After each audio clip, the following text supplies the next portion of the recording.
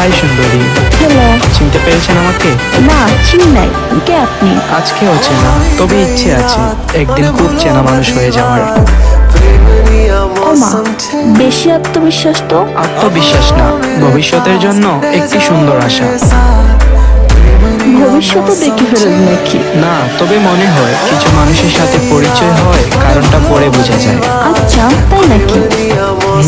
মনে হলো তোমাকে হাই না বললে ভবিষ্যতে আফসোস হতে পারে। সবাই কেমন বলেন? না, সবাইকে বললে কথার দাম থাকতো না। তাহলে আমাকে কেন? কারণ আজকে তুমি অচেনা ঠিক, কালকে হতে পারো আপন। ভাগ্য যদি গল্প লিখে, তুমিই হবে স্বপ্ন। 君の虜になってしまえばきっと কথাগুলো সুন্দর ছিল। আরেকটা শুনবে? শুনি। চাঁদের সাথে যোচনা হয়, ফুলের সাথে গ্রাম। ভাগ্য যদি সাথী হয়, তুমিই হবে প্রাণ।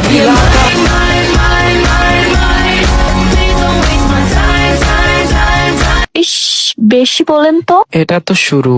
আচ্ছা, তারপর? একটা প্রশ্ন করি। করেন। আয়নার সামনে শেষ কবে দাঁড়িয়েছিলেন? এই প্রশ্ন কেন? কারণ আমার ভবিষ্যতের গল্পের নায়িকাকে একবার সালাম জানাতে ইচ্ছে করছে।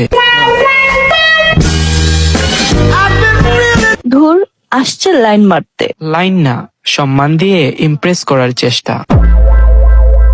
যদি ইমপ্রেস না হই? তাহলে চেষ্টা চালিয়ে যাব। এত সহজে হার মানছেন না। না, কারণ হাসি দিয়ে শুরু হোক, গল্প হোক ধীরে, ভালো লাগা জমে উঠুক একটু একটু করে।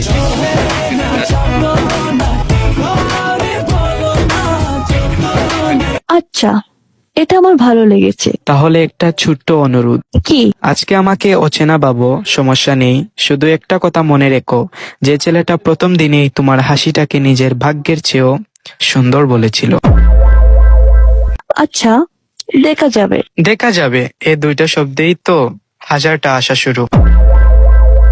আশা করে লাভ হবে না, অন্যদিকে ট্রাই করতে পারেন। অন্যদিকে ট্রাই করার ইচ্ছা থাকলে আপনাকেই কি এত সুন্দর করে মেসেজ দিতাম? সবাইকে নয়, শুধু আপনাকেই ভালো লেগেছে বলেই কথা বলতে এসেছি। তো আমি কি করব?